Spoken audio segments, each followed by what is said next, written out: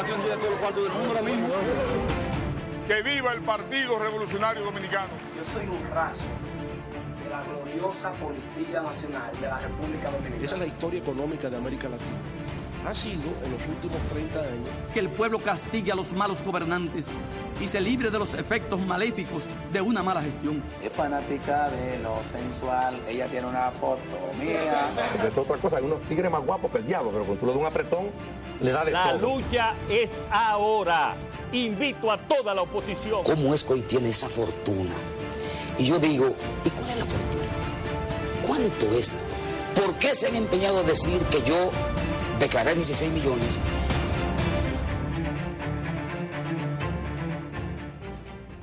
Buenas tardes.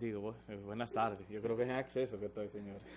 Buenas noches. Excúsenme, porque ustedes saben, esto es fuera de teatro. Y es en vivo. Excúsenme que, como todos los días, por lo general, inicio Acceso Sin Límites, tengo que decir buenas tardes. Claro. Entonces, el chip debo de cambiarlo.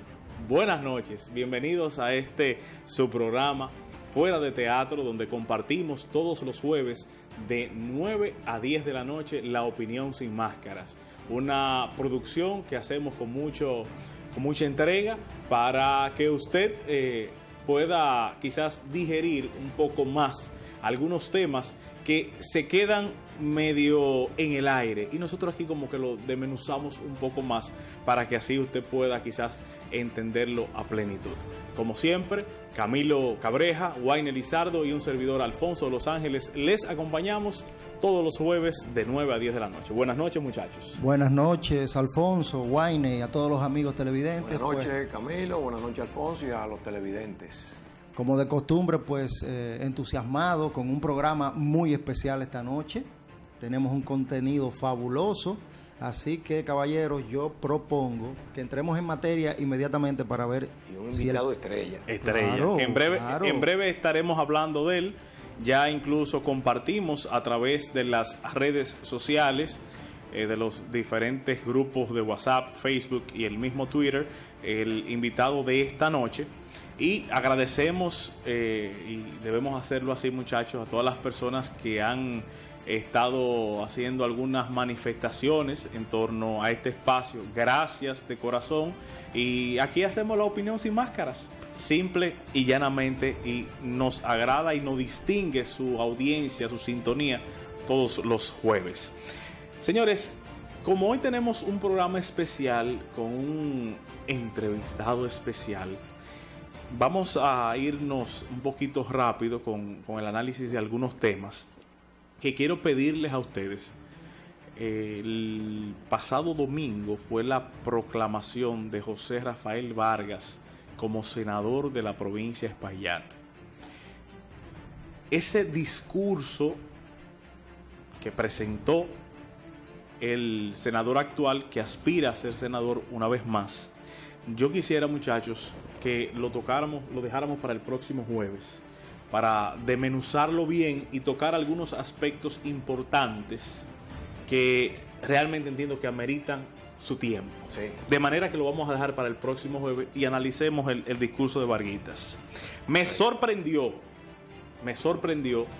que en esta actividad, la proclamación de Varguitas como candidato a senador del PLD, que a Juan Santos, miembro del Partido Revolucionario Dominicano, secretario general del Partido Revolucionario Dominicano en Moca, fue presentado como candidato a diputado. Sí, así escuché. Y hasta ahora, que yo sepa, no se ha oficializado el acuerdo, por lo menos en el municipio de Moca. Pero el maestro de ceremonia, que siempre el que presenta a Danilo en todas las actividades, apellido Suet.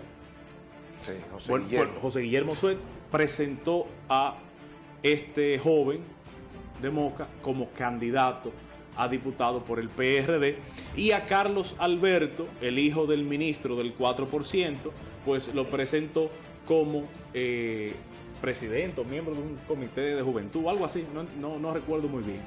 Me sorprendió esa parte. Hasta lo enaltecieron ahí. Sí, me sorprendió en parte algunas personas que estaban perdidas en Moca. Es lógico, aquí había gente del país entero.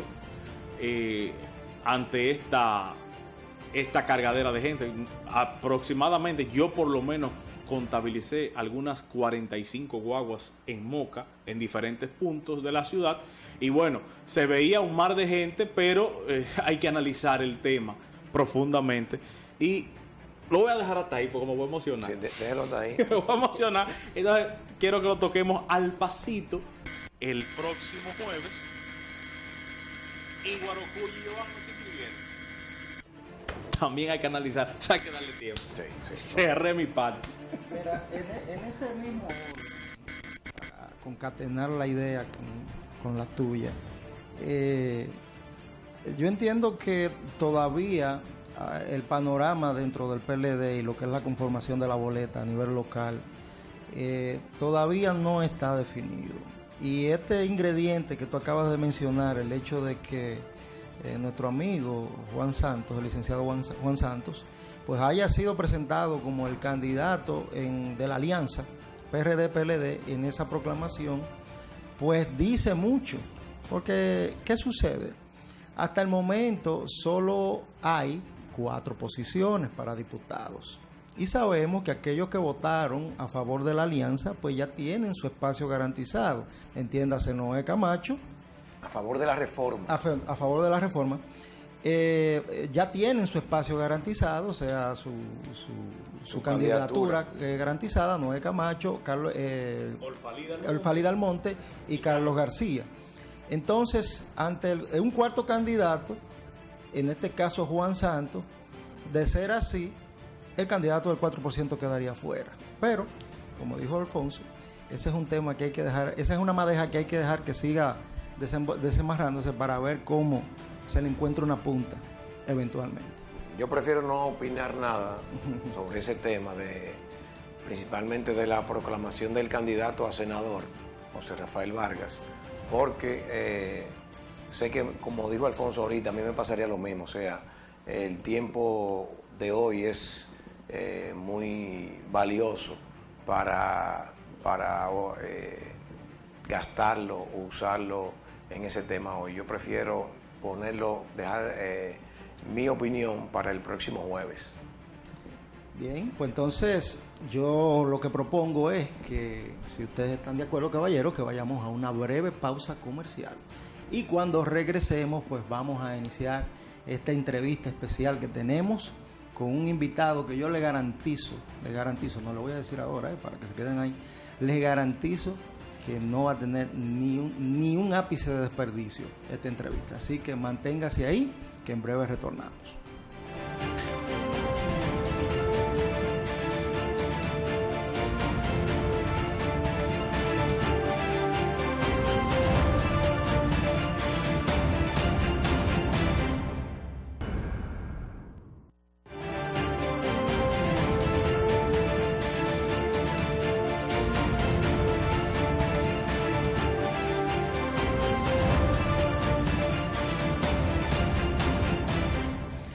Bien, amigos desde fuera de teatro, pues continuamos con el contenido y pues a partir de este momento y hasta el final del programa estaremos conversando pues con un invitado muy especial. Hablamos específicamente del amigo José Luis Taveras. Pero ¿quién es José Luis Taveras? José Luis Taveras es un exitoso jurista, abogado de la ciudad de Santiago, especialista en Derecho Comercial, Societario y en Telecomunicaciones.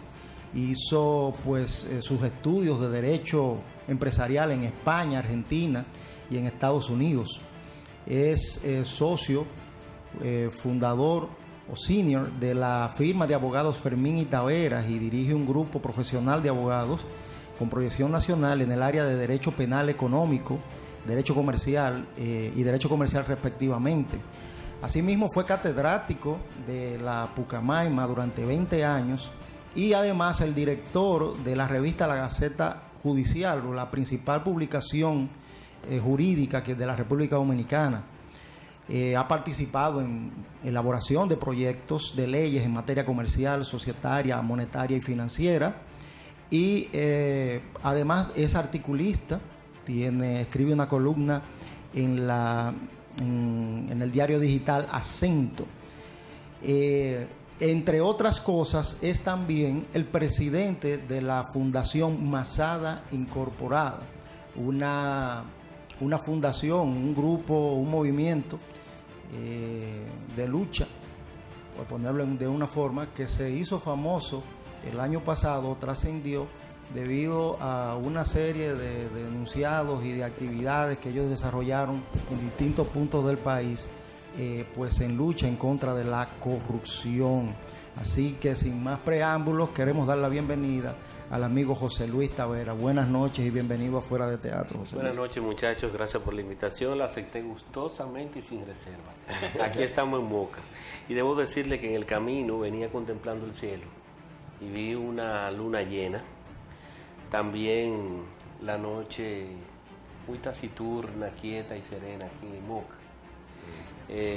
No sé si por la inspiración pueblerina, pero me siento muy a gusto con ustedes y en su espacio. Gracias. Qué bueno. Para nosotros es un enorme placer tenerles acá en el programa, porque sabemos que vamos a compartir con usted sus opiniones sin máscaras. Comencemos, José Luis, de inmediato, por conocer qué es Masada. Bueno, Masada es una fundación. En principio, la percepción que generó en la población era de que se trataba de un movimiento social, de lucha y activismo social, pero en realidad no.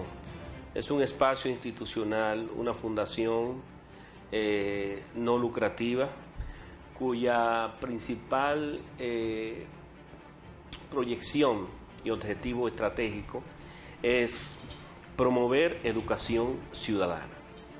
¿Qué es educación ciudadana? En términos claros, sin máscaras y fuera de teatro, es hacer al ciudadano consciente, primero, de su condición de ciudadano y en segundo lugar, de cuáles son sus derechos y obligaciones y responsabilidades en el espacio que políticamente, socialmente ocupa, y saberlo ejercer con sentido de integridad y responsabilidad. Mucha gente nos asocia única y exclusivamente con un tema que es el de la corrupción y de la impunidad. Masada es más que eso. El próximo año nosotros vamos a crear las bases para convertir a la fundación en un centro de investigación en políticas públicas, con la idea de generar una dinámica propositiva que vayan orientadas justamente a la buena gestión corporativa, la buena gestión pública y los temas que nos interesan en este momento y que están en la agenda nacional de una manera muy, digamos, penetrante. Eso somos una entidad que fundamentalmente desarrolla programas de promoción de educación ciudadana. Permítanos edificar un poco más a la audiencia, porque usted tocó un tema interesante con lo que las personas en la República Dominicana asocian a la fundación, el tema corrupción, precisamente por una actividad que ustedes realizaron el año pasado, que mandaron a encender las luces de todos los vehículos con el tema de la corrupción, ¿correcto? Sí, claro. ¿Qué le parece si vemos, muchachos, Camilo, vemos un documental que preparó la fundación en torno a esto para refrescarle un poco la mente a nuestros amigos televidentes de esta actividad que realizara la Fundación Masada?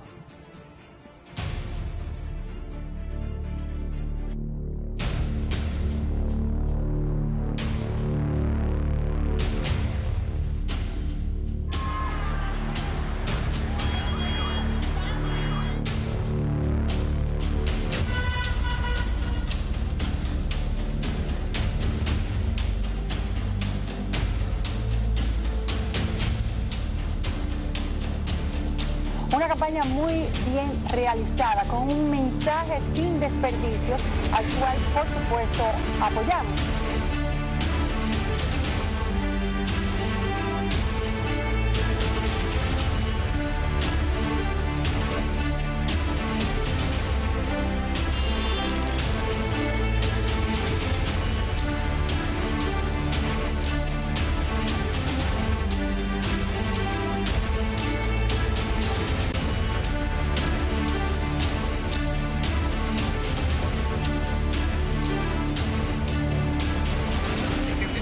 Pagada porque es un ladrón.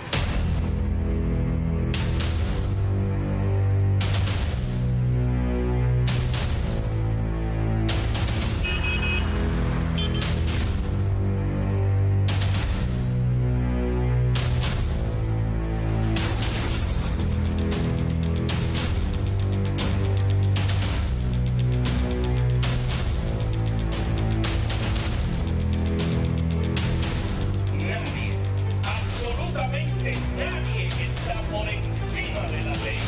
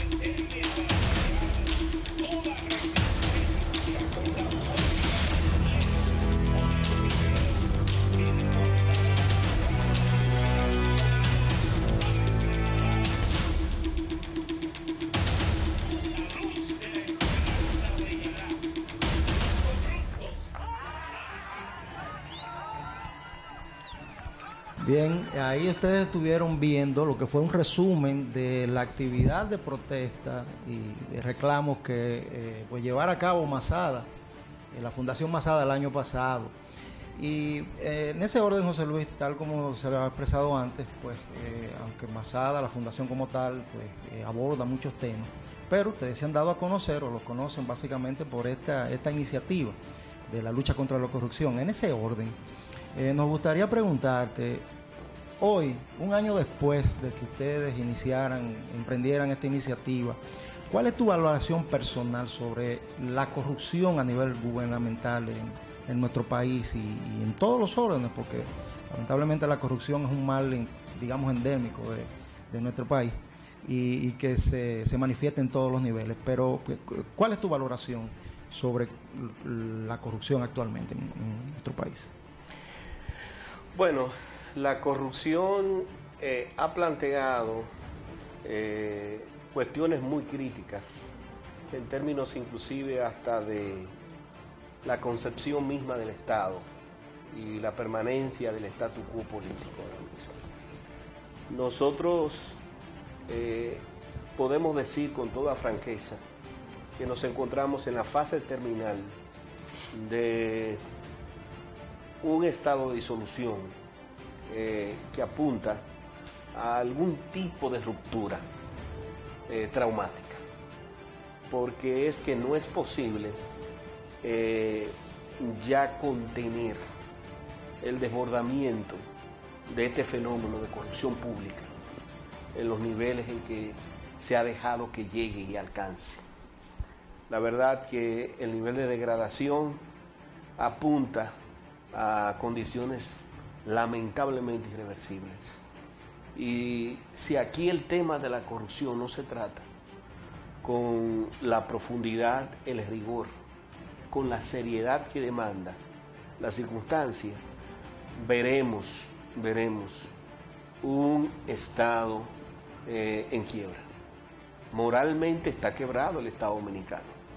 Y si nosotros no tomamos conciencia de el nivel de penetración aguda que ha tenido la corrupción como cultura de poder en la República Dominicana, pues no estaremos pensando convenientemente sobre nuestro futuro. Yo creo que la situación no soporta, no resiste los niveles de tolerancia para la corrupción que tenemos. Deben ser tan resistentes como lo demanda la crisis en la gestión ética de los recursos y los fondos del Estado. Porque es que ahora mismo el concepto de llegar al poder se ha convertido simple y llanamente en el desarrollo de una carrera empresarial, de generar riqueza, del más mínimo sentido de compromiso con la función pública, en lo que debe ser y está llamado a ser, pues no existe. Y encima de todo este cuadro, tú tienes una concentración monopólica del poder político. Y eso es muy peligroso, muy peligroso. José Luis, aquí en nuestro país hace tiempo que hay corrupción, no sé, décadas de corrupción. Sin embargo, en este momento estoy viendo que gracias, por ejemplo, a las acciones como la de la Fundación Masada y usted que dirige, estoy viendo que la gente empieza como a empoderarse. ¿Usted cree que nosotros estamos, o sea, como sociedad, entendiendo lo que es la corrupción? Mira, hay actores que han interpretado los signos de los tiempos. Y aunque se diga que no hay una fuerza social lo suficientemente consistente ni fuerte de contestación a ese statu quo, yo pienso que sí, que hay un nivel escalado de conciencia en la comprensión del fenómeno y de sus efectos sociales. Y yo creo que sí, que se ha construido una conciencia colectiva. La gente espera acciones políticas y yo creo que esto es una carrera de tiempo. Desarrollar y construir un concepto de conciencia colectiva sobre realidades como la que tenemos encima, pues no es tarea de un discurso, de una acción aislada, de un esfuerzo particular de una persona o un grupo de entidades. Se requiere algo más. Pero realmente hay una indignación social sobre los niveles que ha alcanzado la corrupción y eso es alentador. Sí, yo como joven, por ejemplo, lo estoy viendo y le agradezco las acciones que usted ha estado encabezando, porque estoy viendo que esa indignación que usted dice se está empezando a expresar, que esa indignación hace tiempo que existe, pero la gente estaba como muy tímida, muy callada, muy silenciosa. Sin embargo, ahora estoy viendo, por ejemplo, es muy exitosa la actividad del 9 de diciembre pasada. Entonces, eso a uno lo llena de esperanza, ver que la gente se está creando la conciencia del daño y del mal que significa la corrupción. ¿Esa actividad llenó sus expectativas del pasado 9 de diciembre? Yo pienso que sí. Inclusive yo me sentí con toda satisfacción desbordado en lo que fueron los resultados en términos de convocatoria y además de eso, de lo que ha devenido en este año sobre el tema de la corrupción y la creación y fortalecimiento de esa conciencia sobre sus consecuencias. Yo pienso que sí. Yo creo que a raíz de ese evento del 9 de diciembre pasado, este año han habido otras instituciones, otras organizaciones que también se han involucrado en ese mismo tipo de acciones. Fue una actividad, fue una convocatoria referencial. Exacto. Y podía decir que iconográfica. Fue una importante iniciativa y creo que el empuje que provocó en términos de empoderamiento ciudadano fue bastante interesante.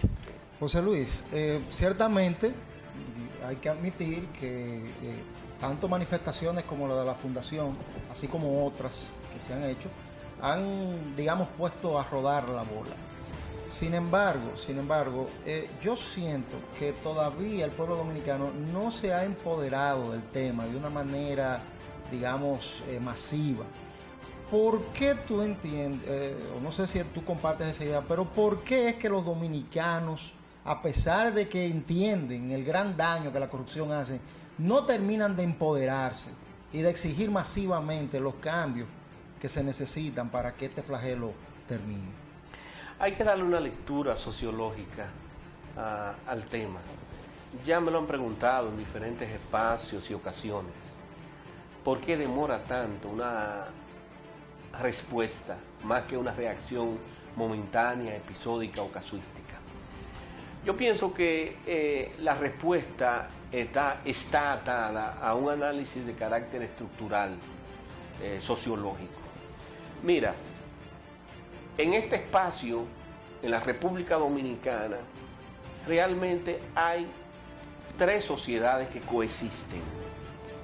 Tú tienes la amplia base social que está degradada, excluida y simplemente asistida políticamente por los gobiernos de turno con el propósito justamente de mantenerlas enajenadas de la realidad y en un estado de pasividad permanente.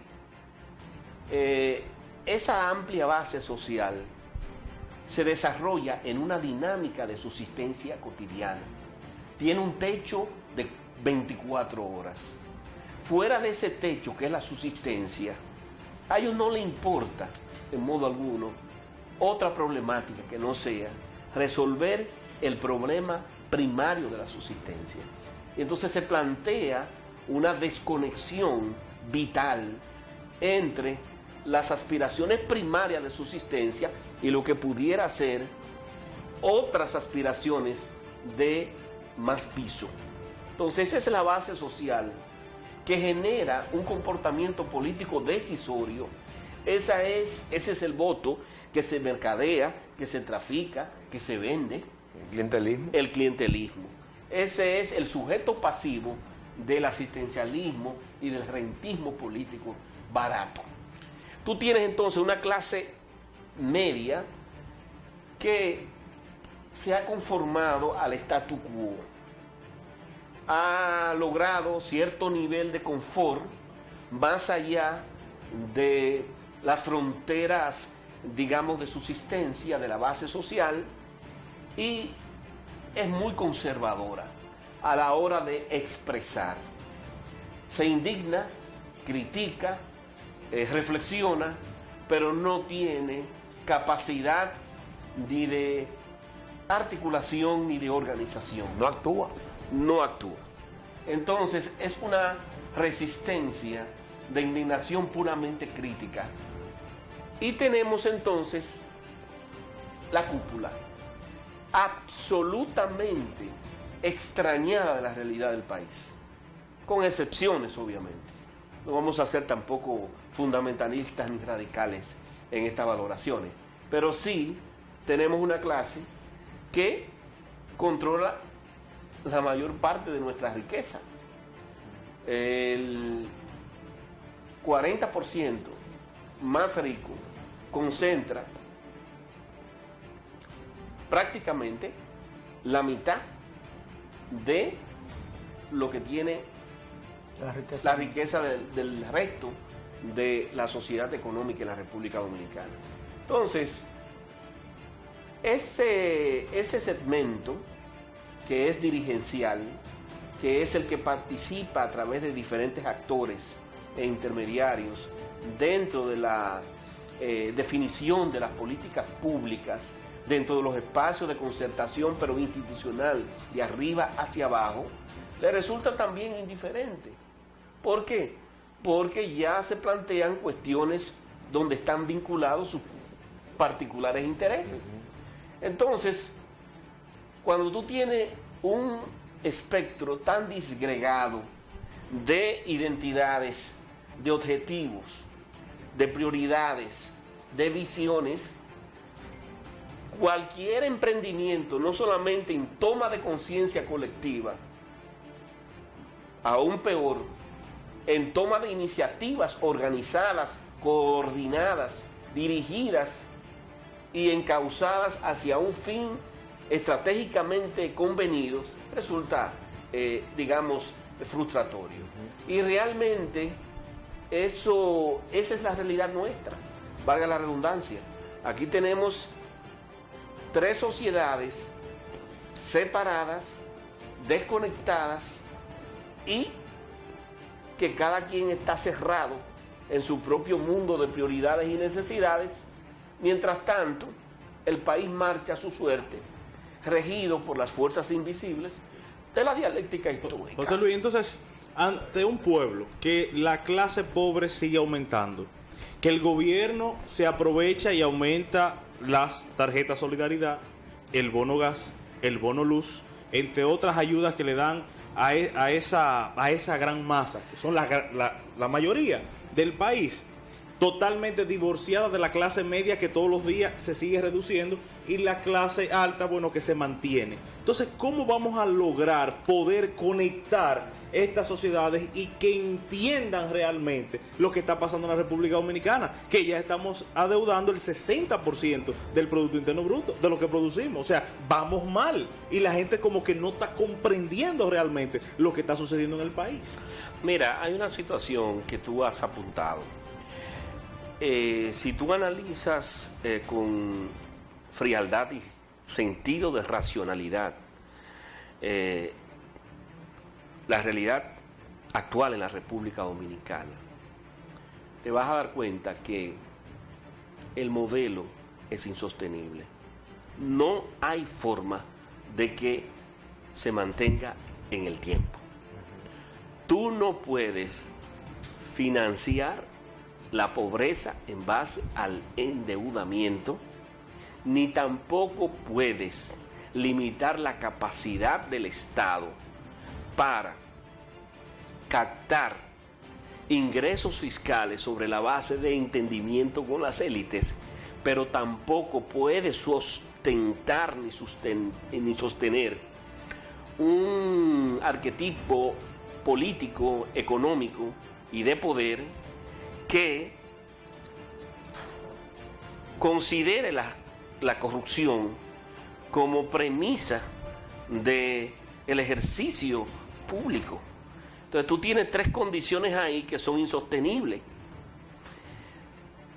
Este gobierno, silentemente como lo es su identidad, con un ejecutivo bastante callado y reservado, calladamente ha generado un endeudamiento que en términos proporcionales ya sobrepuja administraciones anteriores. Y cualquier otro gobierno que no fuese este se ve compelido hacia esa política de endeudamiento. No hay los niveles de conciencia sobre la profundidad del problema, pero como tú apuntas, yo creo que si la sociedad política dominicana le revalida el mandato al actual presidente y a la administración del PLD, pues a finales del 2020 estaremos acercándonos peligrosamente a un nivel insostenible de endeudamiento con relación al Producto Interno Bruto, que va a provocar una intervención de los organismos de financiamiento internacional, como el Fondo Monetario, para aplicar las políticas restrictivas estándares y uniformes. Entonces, te reduzco presión fiscal arriba y te pido que me reduzca también o me elimines programas asistencialistas en la base. Entonces, perdón, cuando tú atacas los dos extremos tan sensitivos, eso te va a generar una situación de, lo menos, de inestabilidad política, lo más de ingobernabilidad. Tendremos que vernos en el espejo de Grecia, de Puerto Rico, para que entonces así quizás reaccionar ante cuando el pueblo entienda, cuando esté todo perdido. Bueno, realmente yo te voy a decir algo. A mí no me gustan las comparaciones porque cada sociedad tiene su propio código genético. Pero la realidad es que a veces las rupturas como tal, por más traumáticas que sean, generan reacciones. Algunas son conducidas, encausadas, otras son desbordadas y esas son muy riesgosas.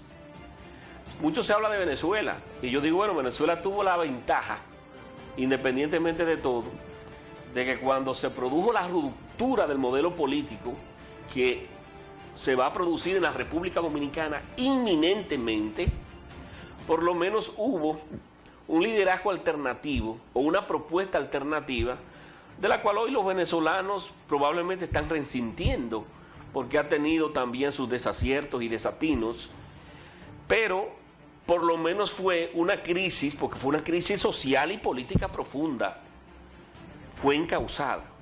La República Dominicana tenemos el inconveniente de que alternamente no hemos preparado el modelo sustitutivo. Y eso es muy peligroso. A eso yo le temo. Y creo que no estamos comprendiendo en su real dimensión y profundidad los niveles de composición que tenemos.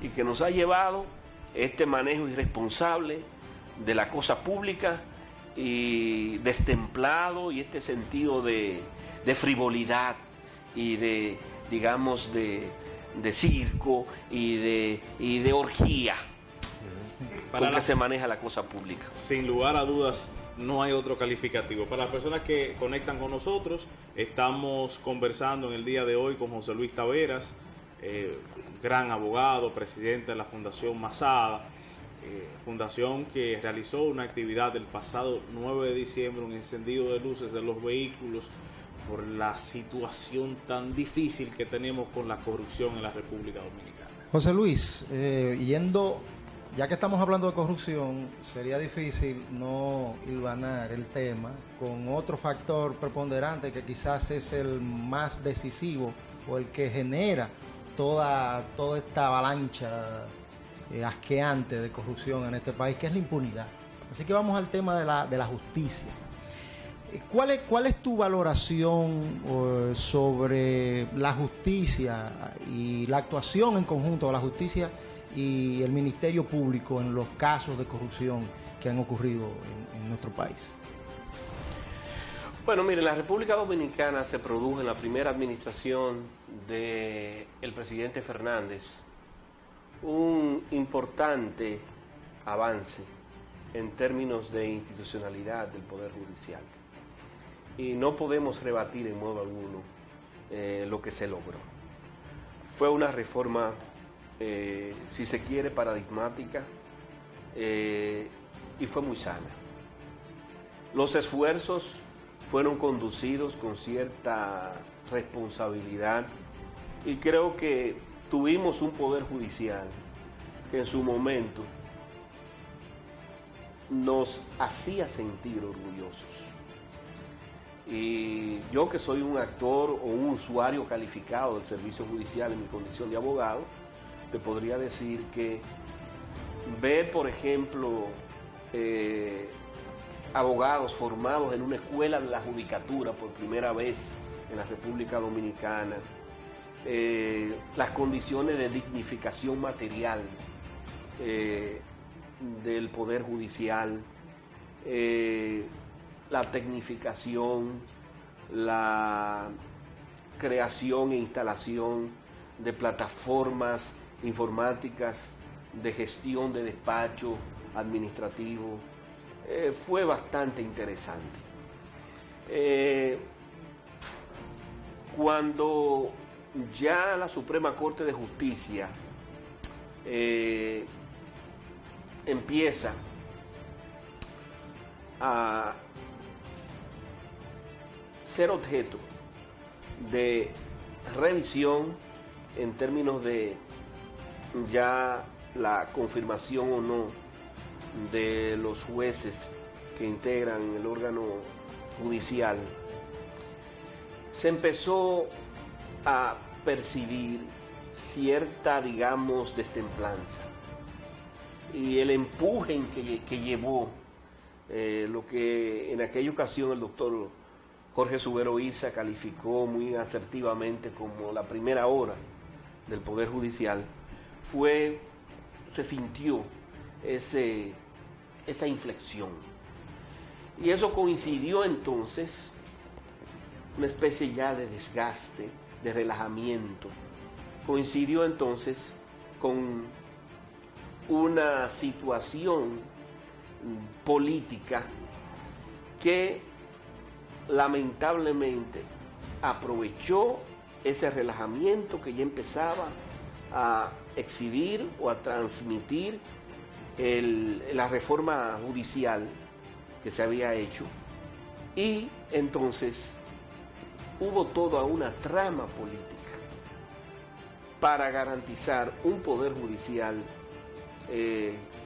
servil, un poder judicial, digamos, sujeto a la agenda política. Hubo una inserción de elementos, factores e individuos políticos dentro del Poder Judicial, y entonces el Poder Judicial que resulta viene en su cartera con esa agenda del dominio político. Desde el momento en que las instituciones se contaminan políticamente, pues lamentablemente eso inficiona, eso corrompe todo. Y cuando tú no ves autoridad moral en las altas instancias, los estamentos medios y bajos del Poder Judicial, entonces no sienten la motivación, la fuerza ni la coacción para mantener, digamos, los niveles de compromiso ético que han tenido, porque se pierde el respeto, se pierde la autoridad, se pierde el sentido de referencia moral. Y eso pasó. ¿Qué pasa? Insisto, que entre más altas son las instancias del Poder Judicial, más permeables y vulnerables están a los condicionamientos políticos. Y entonces cuando tú tienes una Suprema Corte de Justicia totalmente politizada, ¿qué puedes esperar de los estamentos medios y bajos de los jueces? Bueno, eso produjo como un efecto multiplicativo un destemple en la conducta ética de los magistrados. Y no digo que eso sea única y exclusivamente la razón, pero es un factor de primer orden a considerar. Cuando tú tienes un tribunal constitucional y una Suprema Corte de Justicia conformada por criterios políticos, con una agenda de estrategia política y con actores políticos insertados y contaminando la independencia de un poder judicial que nació con una reforma bastante auspiciosa, pues lamentablemente estamos cosechando lo que sembramos. Es justo decir, o sería justo decir o correcto que la justicia está en crisis ahora. Sí, está en crisis. Y ahora podrá decirse, mira, estuve leyendo ahí que probablemente hayan investigaciones para 100, ahora se están manejando los números así, como si esto hubiese sido un descubrimiento o una revelación nueva, iluminada.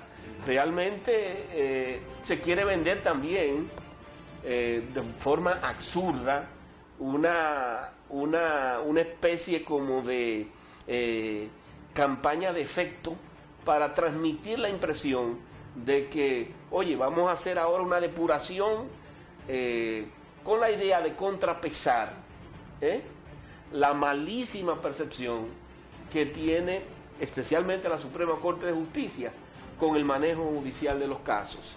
Y tampoco debemos exonerar en todo al Ministerio Público. La decisión del Procurador General de la República de rendirse, no hubo tal rendición, realmente él se rindió a un diseño, a una estrategia, a una trama política que establecía que ese juicio no podía coincidir con el periodo electoral pura y simplemente. Simple y llanamente. José Luis. Tanto así. Y el juicio fue en cierta medida, fue un intercambio de, digamos, de favores políticos. Reelección por impunidad. Fue un teatro. José Luis, brevemente, porque ya lo que nos quedan son 2 minutos y medio de programa, quisiera conocer tu opinión en torno a una lucha del pueblo, 4% de la educación y las visitas sorpresa del presidente de la República. ¿Qué te digo? No sé. Yo espero más. O sea, yo no puedo evaluar. No quisiera ser mezquino tampoco. Yo pienso que si están entrando cerca de 100.000 y pico de millones de pesos a educación, hay que invertirlo en algo. 119.000 para hacer eso. Perfecto. Se están construyendo las escuelas. Pues los gastos hay que justificarlo. Y loable, pero eso no es todo. Pienso que sí, porque aquí tenemos un problema. Y es que el bendito personalismo ilustrado que hemos heredado de la cultura caudillista, no, que el gobierno está construyendo escuelas. Claro, si tiene el dinero para hacerla, es lo mínimo que tú debes hacer. Visita sorpresa. Yo la visita sorpresa, de verdad que no me sorprenden, porque realmente yo creo en la programación, yo creo en los diseños. Las visitas sorpresas son paliativos remediales. Aquí, allí, aquí. Oye, manéjame un plan estratégico de relanzamiento del sector productivo nacional. Darle 8 millones, 5 millones, 10 millones aquí, los domingos para una visita sorpresa, hacer populismo. Valga Dios.